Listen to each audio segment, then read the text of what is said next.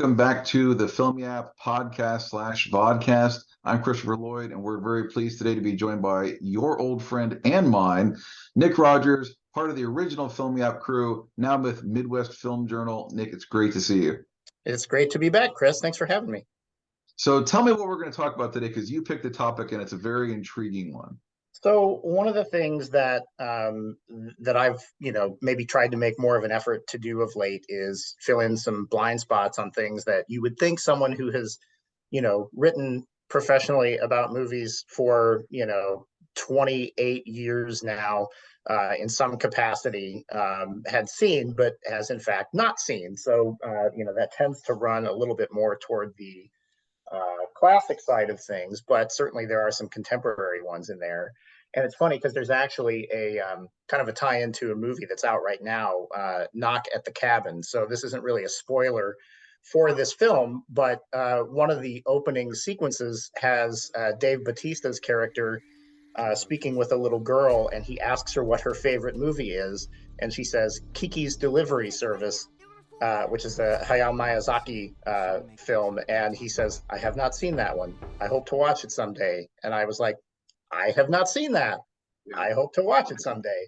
So I probably have a better chance of watching it than any of the characters in Knock at the Cabin.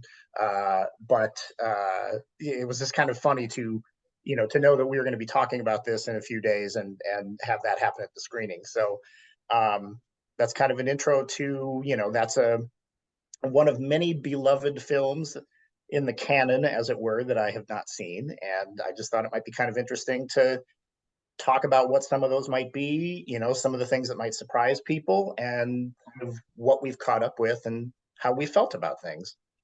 Yeah, cool. I mean, it's interesting because, even though we are professional film guys who have been around for a while, people just don't realize, I mean, there's so many films that are out, so many films that keep coming out. I mean, I like to say that, you could watch 10 films a day for the rest of your life, however old you are and how long you live, and you still have only seen a small snippet of all of the film in history. Heck, that's just getting into like American Western movies, not even getting into foreign films. And Right. I mean, I actually went to film school and watched lots of movies there, but I mean, there are still tons, in the history, particularly, more foreign films, older films, silent films. I mean, there's millions of films, and no matter how great your personal cinema book is, there's still going to be lots of many missing chapters. So I thought I'd start with you mentioned a recent film. They mentioned that film.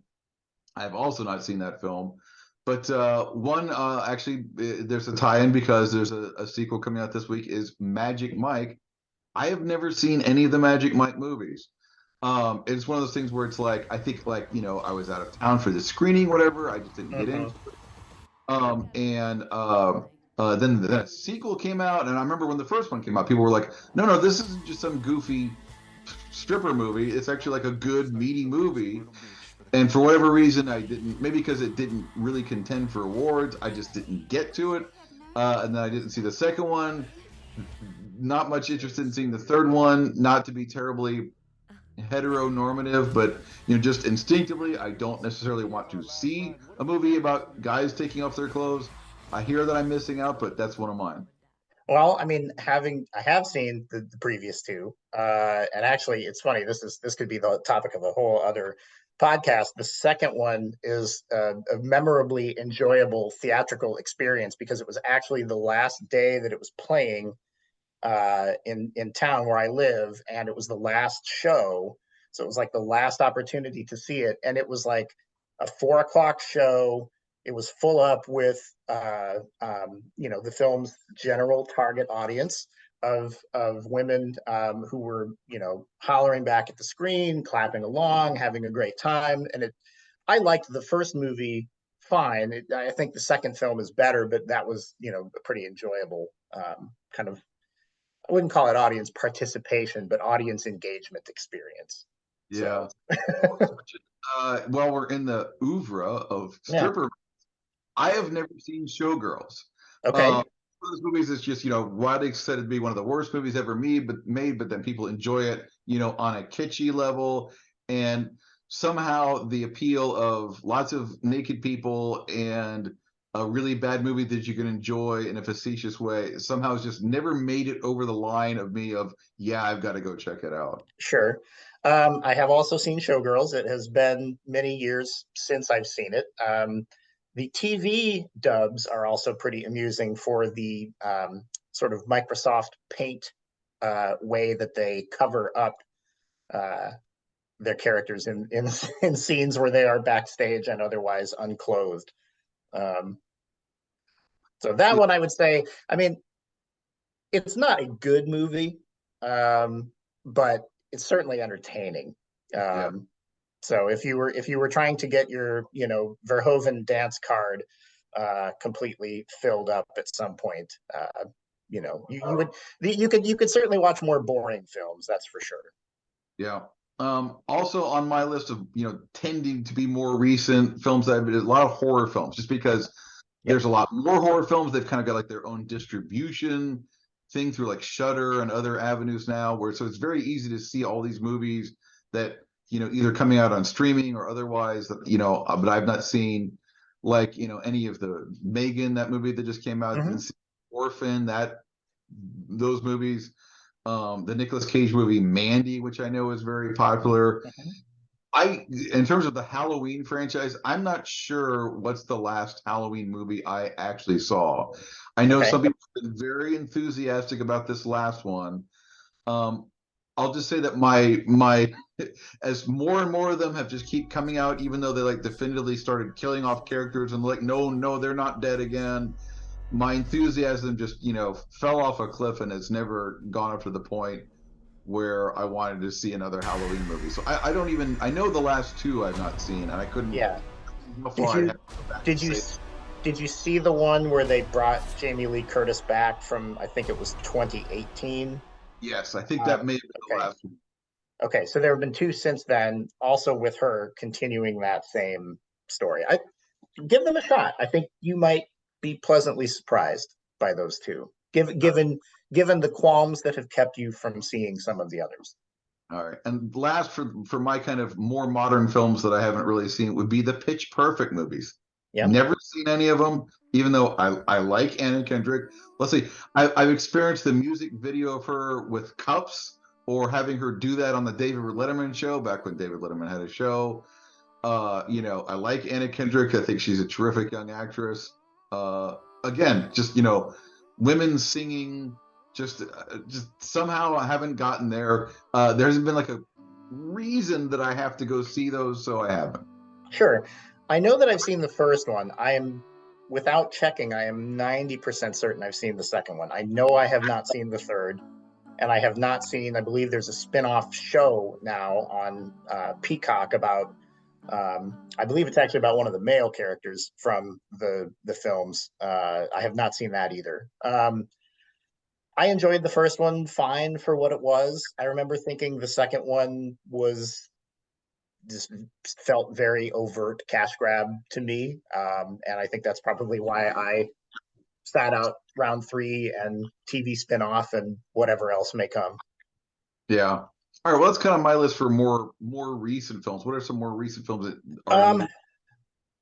well, I sort of went to, I sort of went up to the 2000s, I guess, as far as, like probably the most recent. And, we talked about um, the anime, the Miyazaki works. There's a lot of those that I have not seen. I have seen Princess Mononoke. I have seen Spirited Away. I have seen The Wind Rises. I believe that's about it. So, as we mentioned, Kiki's Delivery Service, Howl's Moving Castle, I have not seen. Um, and My Neighbor Totoro, I have not seen, although I am, familiar with that character through, cultural osmosis, certainly. So there are a lot of, sort of, um, widely acclaimed and popular anime from the last, 40 to 20 years that I haven't seen. I have also not seen a lot of films of Wong Kar-wai. So In the Mood for Love, Chungking Express, those are a couple of big ones on my list of more recent vintage. We tend to get, kind of like you said, it's a little bit probably more on the foreign side of things because, you know, the access to those, historically, now a little bit stronger for us than it maybe had been. But, those are the ones that kind of tend to fall on the wayside for me of the past. I would say the biggest one, maybe not in terms of dollars, but certainly awards attention and sort of the coming out party for the star who won the award that I have not seen is Girl Interrupted, Oh, which won Angelina Jolie the Best Supporting Actress Oscar award. I like Angelina Jolie. I like James Mangold, who directed that film. I like other people who were in it. I just never saw it. yeah, That's just, I mean, that to me is kind of like the one that just for no other reason just kind of slipped through the cracks. So, I mean, there are certainly more recent ones that that I haven't seen, but I guess I kind of was thinking about what are ones that I think people would kind of be surprised that I haven't seen. yeah.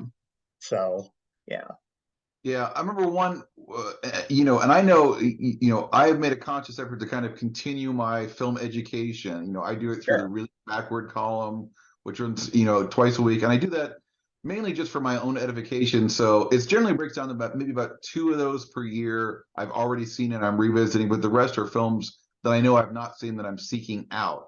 sure. Um, to me, it's like that gives me at least 24 films a year that are new to me. And I know you've done something for a long time with your look back movie column.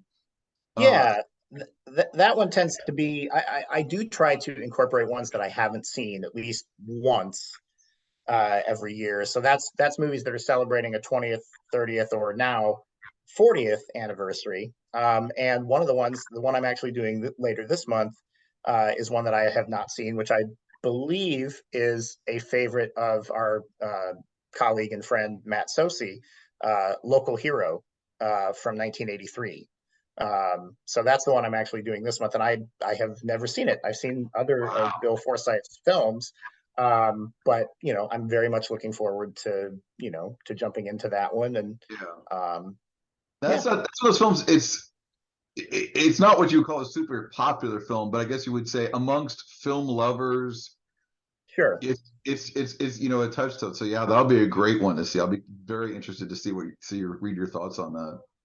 yeah, Um, so getting into older films, which obviously where there's more opportunity, touching on the foreign stuff.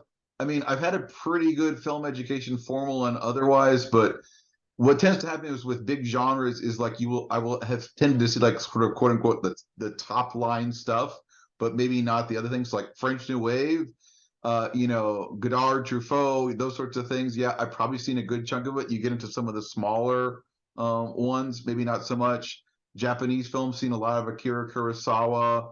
Um, not so much like Ozu. Like I had never seen Tokyo Story, which gets put on a lot of best uh-huh, of all time lists. I finally caught that a few years ago.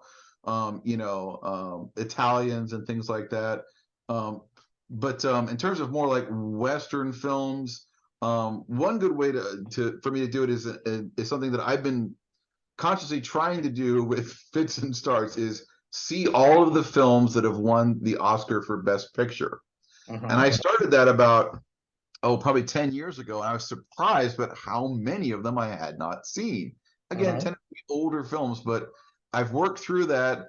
But I still have on my list. So these are films that have won the Academy Award for Best Picture that I have not seen.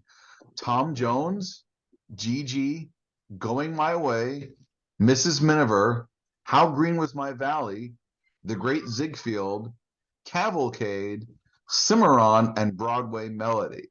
Now you can see a lot of well, those do that tend to, that makes two of us yeah. on all So counts. those do tend to be clustered for like they're in like the first 10 to 15, like 1920s and 30s. Uh-huh, Um, but still Cimarron, I think is 1940s or 1950s even. And actually, I recently made some changes. That's okay. I'm sorry. That's 1931. I think there was a remake in 1960, if I've got that right. But yeah, it's amazing to me that there's that many Best Picture winners that, and for a lot of times, it's been you've not been able to find them. Now Sure. with Turner Classic Movies and streaming, they're a lot more accessible than they used to be. Yeah. I mean, I would say my if you go back into my 40s, 50s, 60s, there's a lot of stuff that I think people would be pretty surprised that I haven't seen. And that probably includes like some of the top tier stuff. Um, I guess you give me a deck. Let's do it this way. Rather than having it be some cat o' nine tails self-flagellation thing for me going through, like why don't you pick a decade? Because I sort of went through and I listed the 10 that I have not seen from decades, and you pick a decade, and I'll tell you the one that I think would probably surprise you the most. Okay, well, why don't I start with the 1960s? Because mine from that decade was one that I only really closed it fairly recently. Well, I mean, within like the last 5 years, was The Sound of Music. I I tried to watch it some years ago and got like 15 minutes in and just turned it off. Didn't like it, and then I finally went back and I was surprised because once I get past that first 15 minutes, I really enjoyed it. But that would be mine from the Yeah. 1960s. Well, it's funny that you mentioned that because I have not seen The Sound of Music. I have seen a stage production of The Sound of Music. I have never seen the movie. I would say of of my list from the 60s, the 60s is where I've probably caught up the most. Hmm. I would say, of where the blind spots have been. But that's one that's still on the list. If my mother-in-law is watching slash listening to this, she's probably scooping her jaw up off the floor around this point in time. But perhaps someday I'll get to it. Okay, how about the 1950s? 1950s. Um, I have never seen Rebel Without a Cause. Hmm.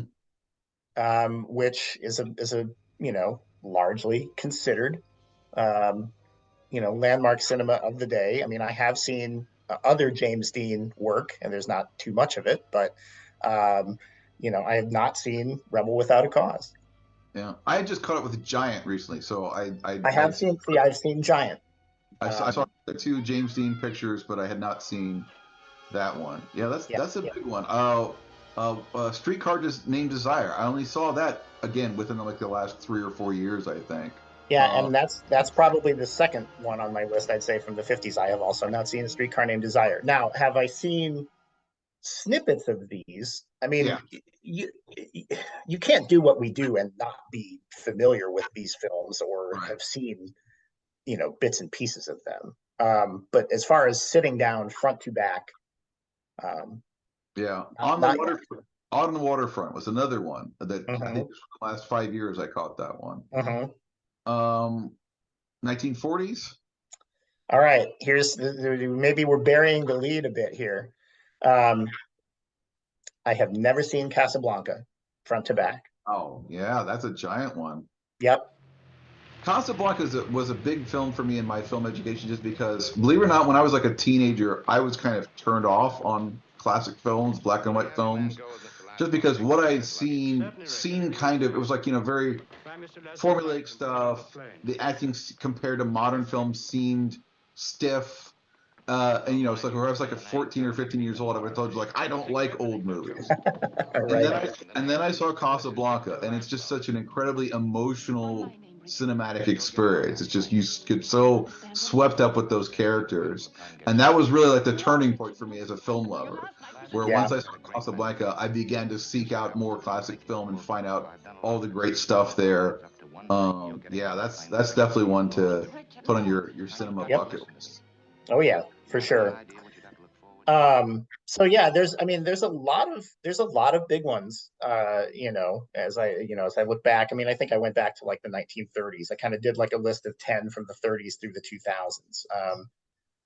But there's definitely some big ones in there. Yeah, Um, go and reel off a few more from whatever decades you want to. well, we can do, so we haven't done the 30s. So this is one that admittedly, this one's gonna, of all the ones I've mentioned, this is the one that I probably feel would be the most of a chore for me, given what I know about my interests. I've never seen Gone with the Wind. Yeah, I I And saw that one fairly late. I mean, I was probably like 30 before I finally saw it. yeah, so, you know, I know that I should, but that one probably of all of the ones that I have mentioned to you, that one feels on its face the most like homework to me, if It that makes is. sense. What I always say about Gone with the Wind is there's a really amazing 2.5 hour long movie inside that whatever it is 4 hour and 15 minute. I don't know Yeah. what exactly behemoth. It just goes on and on and on and on, and it's just I would love to see a pared down version of it, blasphemous as that is to say. Yeah. Um, so one of the nice things about this too is that, I mean, sometimes you see something finally and it immediately clicks with you. You're like, yes, I get it. I immediately understand why this has endured. So as you've gone through, like, kind of filling in some of these blind spots, what were some that, and they could be some of the ones that you've already mentioned, like what are some from recent memory that they immediately clicked with you and you thought, yes, I totally get it. This has not lost any of its appeal over time. On the Waterfront was a big one for me, just because again it just hits you like such a wallop. The kid, like there's so much good acting in it that's just like almost every scene is just a masterclass.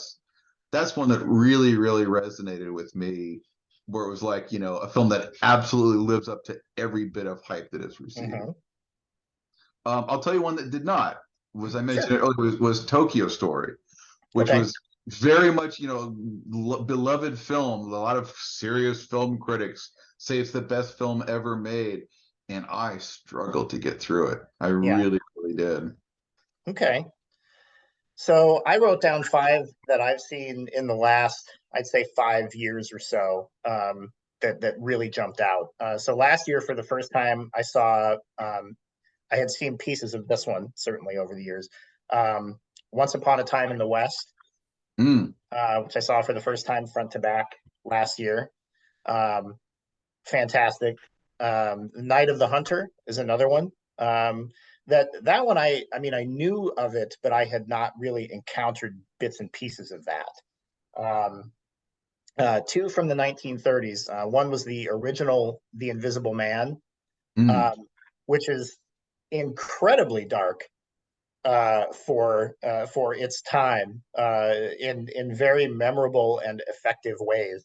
And you had mentioned westerns, and I know this is a genre in which you are certainly better versed than I am as far as the classics go.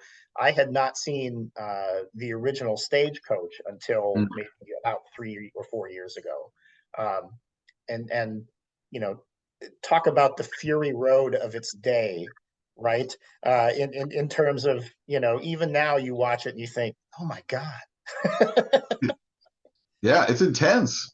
it is. It's very intense. And then probably the biggest one on this list, and of course, had I probably seen this one in full if we piecemealed it together over the years. Yes. Had I sat down front to back and watched it until I saw it in theaters a couple of years ago? No, was It's a Wonderful Life. I had not Mm. sat down to watch that front to back. And it was great to see it in a theater, just, without the commercial breaks on TV, or, not knowing what version, is it going to be the bastardized, colorized version that you're going to see. So those are probably the five in recent memory that when I saw them, I thought, immediately, yes, this holds up.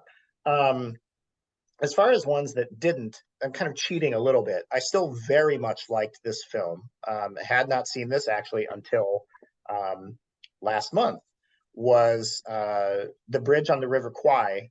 Oh, I I love it. I didn't love it. I liked it quite a bit. I do think there are some aspects about it that didn't click with me as strongly as I might have expected. Yeah. Because of other David Lean works that I've seen that I have loved. Yeah, obviously, still a very strong movie, but that wasn't one where when it was over, I was just bowled over Yeah. like I was with the other five that I mentioned. Yeah, that's the movie I often cite when people demand, Chris, what's your favorite movie of all time? I say The Bridge on the River Kwai, and I can certainly see how you could have that perspective. I'll just say that for me, it's one of those movies, the very rarest kind of movie, which is every time I watch it, I discover something new. I take something new away from it. I think it is one of those movies you probably have to see a half a dozen times at least before I started to really appreciate it. Yeah, that's fair. And it's funny. It's funny that that's the answer to your question about favorite movie because for me, Lawrence of Arabia, same filmmaker. Certainly, so it wasn't a case of where, that didn't feel like homework to me in the way that Gone with the Wind does on its face. And it's, again, like I said, I'm kind of cheating by saying, quote unquote disappointment because it's hardly a disappointment. It just Yeah. didn't knock Yeah. me over the way that I might have thought. Lawrence is such a great movie in so many ways, but I think it starts out as it hooks you in with visual spectacle. It's one of those movies that's just amazing to watch on the screen. And then as you get more and more and more into the depth of that the character goes down into, it's almost like two halves. It's like the first half is visual spectacle, and the second half you just absolutely get into that character and his journey. Yeah.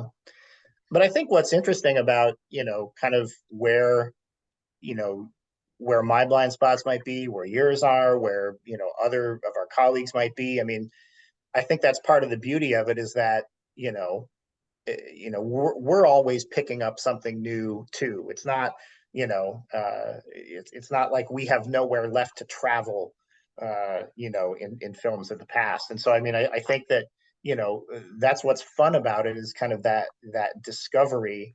It obviously helps deepen your appreciation for, films that have been influenced by those films once you see them, but it also, it's also just kind of fun to kind of go into a corner that just haven't hit yet and find some treasure there. Yeah. I was going to mention a film, one of those ones, probably not as well known by most people, but I discovered a few years ago is Battleground. It's a 1949 war film from William Wellman.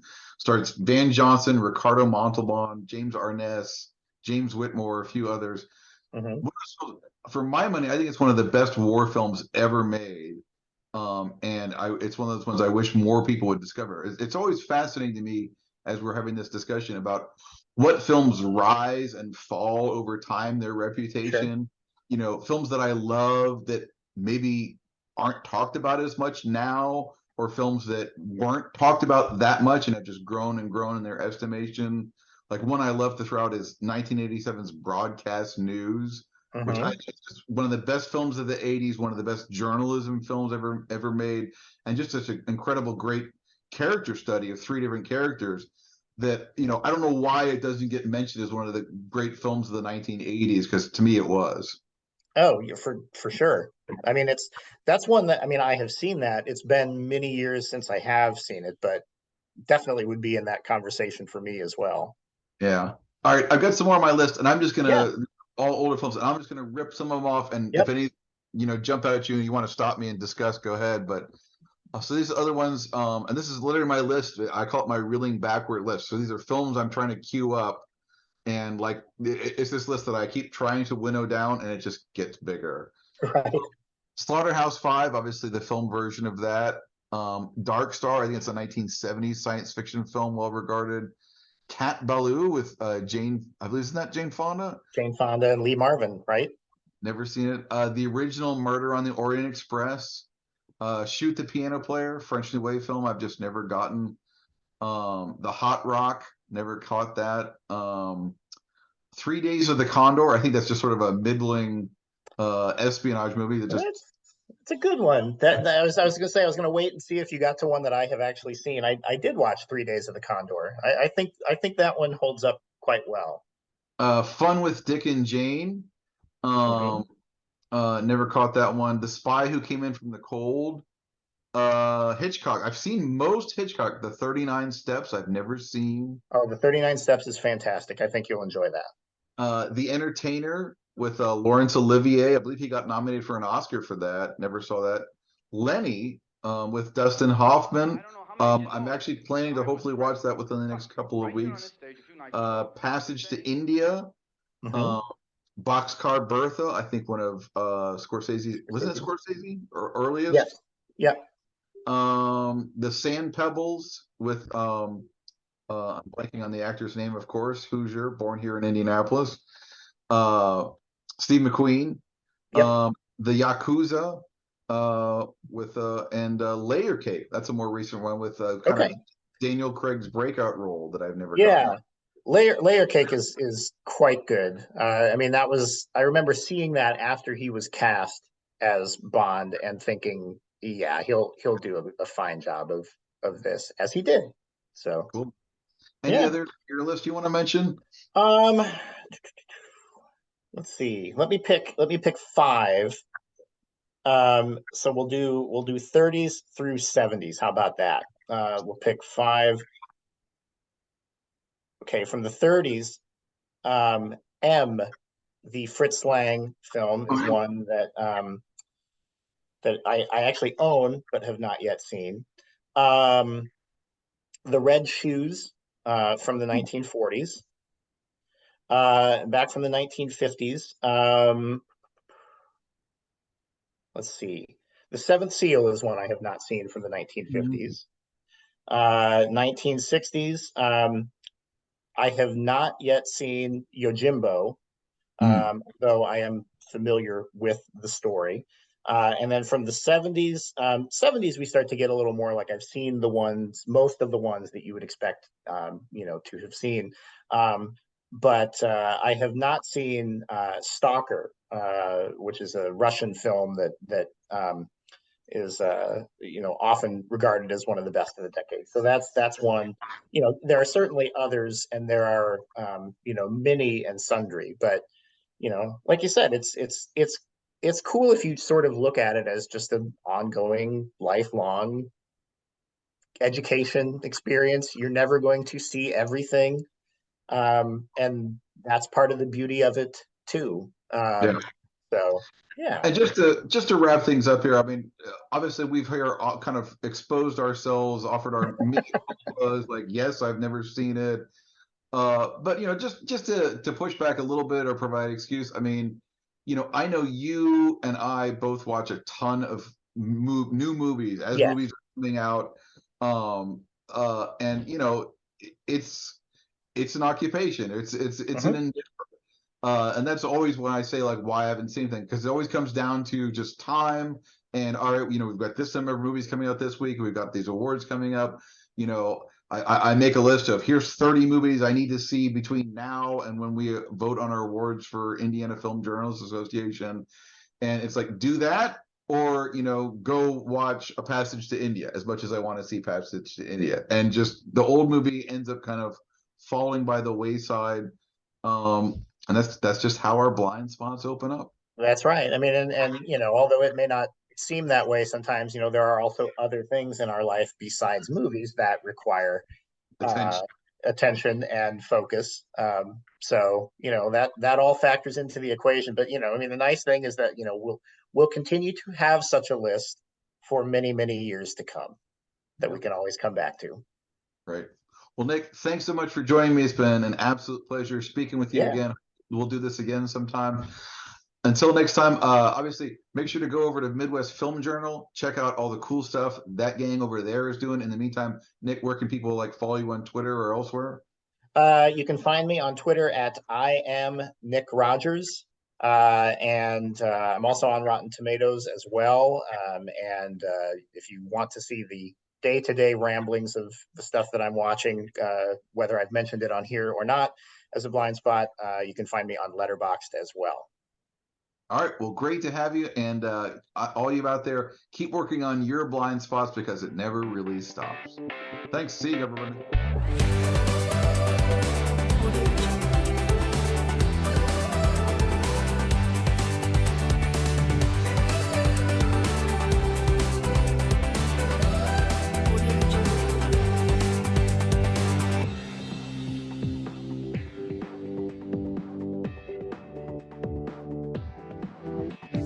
Audio Jungle.